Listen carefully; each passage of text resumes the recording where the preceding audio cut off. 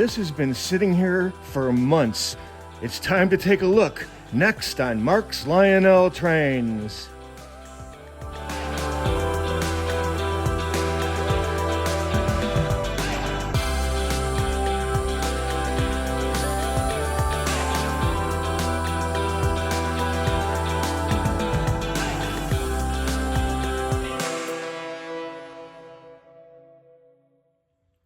Hello everybody and welcome back to Mark's Lionel Trains. I haven't done an unboxing in quite a while, so it's kind of good to get back to normal, that's for sure. This one has been from Mr. Muffin's Trains, and it has been sitting here for quite some time. Like I said, I just haven't had time to look at stuff, so when they say that that this hobby you have patience, well, you definitely have patience, so that's for sure. This one I bought in conjunction with this one, so we're going to check it out right now. Oh, packing peanuts probably. Oh, no. Wow. Awesome. Okay, no packing peanuts. Cool. And let's turn this around and you get your first look at it. It's the Chicago and Northwestern 2 trailers on Flatcar. So let's get the box out of here. All right, and there's your first look at it in the plastic bag, and we'll open it up here. It looks like it's actually, the plastic bag is taped, so I'm going to take a time out here. It appears they have some type of a logo tape sealing the end of the box for the plastic bag, so I'm not sure if this is Mr. Muffin's or if this is a factory sealed box. Okay, it appears to be just a round circular sticker, so I don't know if this is new for Lionel or if Mr. Muffin's Trains is doing this. It did damage the bag on the other side. I do like these bags because they help keep the boxes in really good condition. So, yeah, I prefer the boxes, but I guess since we're already on camera, I'll take the bag to the side. That's enough wasting time on that. There's a look at the box there. The Chicago and Northwestern 2 trailer piggyback service. Definitely wanted to get this. There's a look at the side of the box there. Get it in the correct light without the, yeah, there we go. That was better the first time. So, okay, let's open it up. Hopefully there's no more tape that will be slowing me down. I also, from America's Best Trains and Hobbies in February, picked up the Southern Pacific 2 trailer piggyback service, and you can take a look at the side of that box as well. So we're doing 2 for 1 here. And since I have an operating layout again, which is awesome and really cool, we can run these today. I actually got a lot done with the layout this week. I put the trees out just to get an idea of where the roads are going to go and such. So, okay, let's get this open. And yeah, these are very delicate. I have the Pennsylvania Railroad offering of this, so they're going to come like this.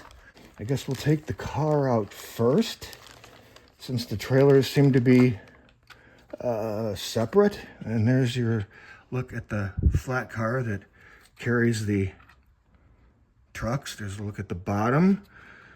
The trucks are always really good. Lionel is excellent with all the rolling and the trucks and everything. They all work really good. So that's a really nice detail on the bottom there. That's really cool. Very nice. Looks like these are very delicate. These hold the I guess it's a ramp there that hooks other cars to each other, and the trailer fits on this. So yeah, this is going to take some time to put this all together. So let's get the trucks out. I guess I should say trailers. These are 20-foot trailers from, I guess, around World War II era. I'm sure the door's open. We'll experiment with that later. Here's the other side. There's the underside of the truck. And these are nicely detailed. So they are individually packaged in here. Not really packaged, tightly or anything. They have the plastic bag around it like all Lionels do. Here's a look at the other one.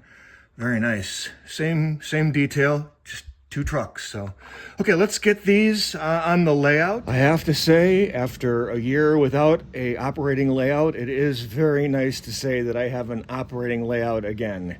And this area over here with all the straight track seems to be a great video shooting area. So these trailers on flat cars are nothing new. Lionel's had them out for a while. Probably the price is new. I think I paid $140 each for mine, and I think that the ones at the Lionel store are like $180 or something. I think Train World still has them if you wanted to pick them up, but they are definitely not cheap anymore.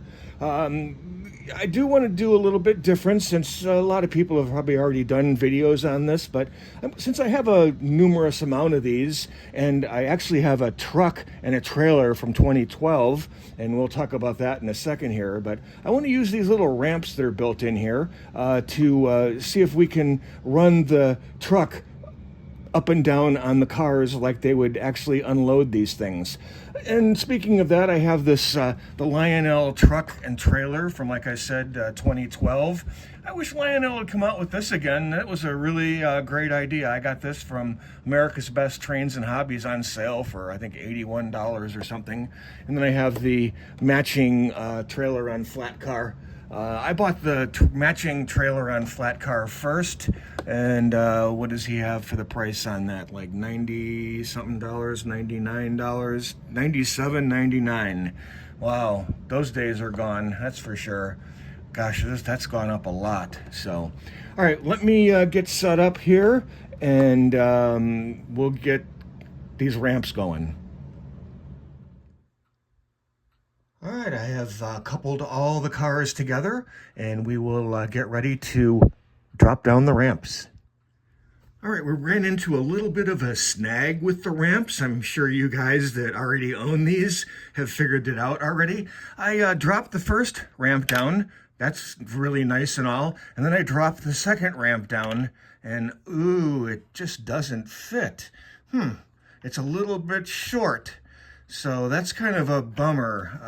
Lionel kind of messed that up. The only reason this one stops is because it's hitting the brake wheel there. But the truck looks pretty cool. Actually, these trucks are die-cast, so that's pretty neat. But I guess you can get an idea of kind of how it would look if they were driving across. And let me try something else. Okay, so what I experimented, and I don't recommend that you have power to the track.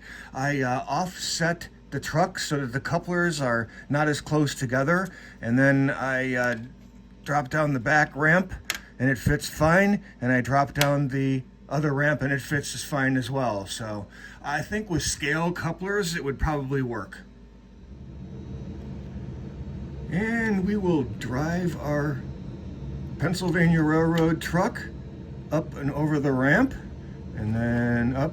They're not coupled, so yeah, that's going to be a problem. So okay, and then we'll go up and over that ramp, and then we'll see, and then it goes up and over this ramp. So yes, that will absolutely work. All right, definitely do not use power to the track. I can already see a wheel touching the center rail, but yeah, this is pretty cool. This make a good display piece in a yard that you don't have the track powered would be kind of cool. So I'd like to welcome all the new subscribers to the channel. I thank you all for your interest in my channel. Give this video a thumbs up and a like if you like it, and actually, I'll show you a little bit of the layout that I did. I put out the trees just to get an idea of how everything will look, and I actually turned the street around a little bit from the last video.